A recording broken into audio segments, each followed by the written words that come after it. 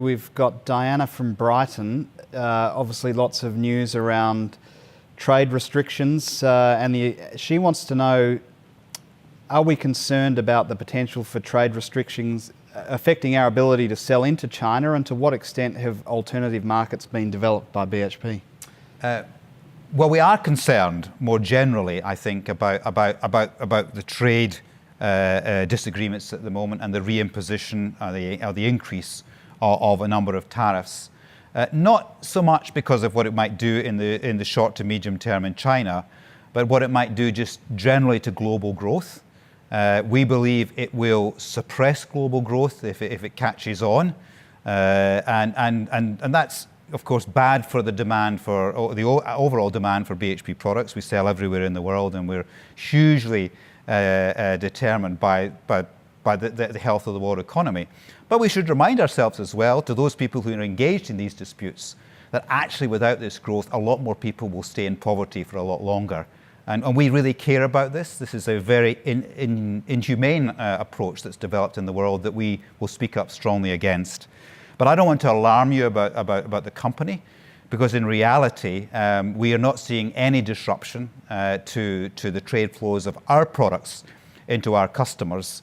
And of course, the reality is, what we worry about more is, particularly as it relates to China, is, well, how much of those products are made into manufactured goods that then are re-exported and require those export markets that may be denied to them because of some of the craziness that's going on in the world right now. The answer is relatively few are dependent on, for example, exports to the US.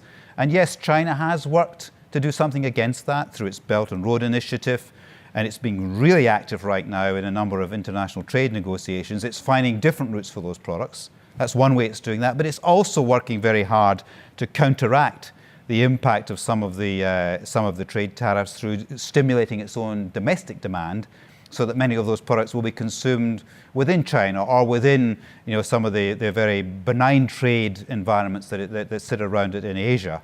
And so we're anxious that something is not right in the world now because of that, and we therefore are looking forward with caution. But longer term, we would say there is an inexorable growth in demand for our products based on bigger populations seeking a higher standard of living. And we think that same pressure, when people are forced to pay higher costs for materials they want because of these trade tariffs, will force some of the politicians to come to their senses and reverse things, and therefore create the kind of rosy future I believe, and I talked about earlier, that we see for BHP.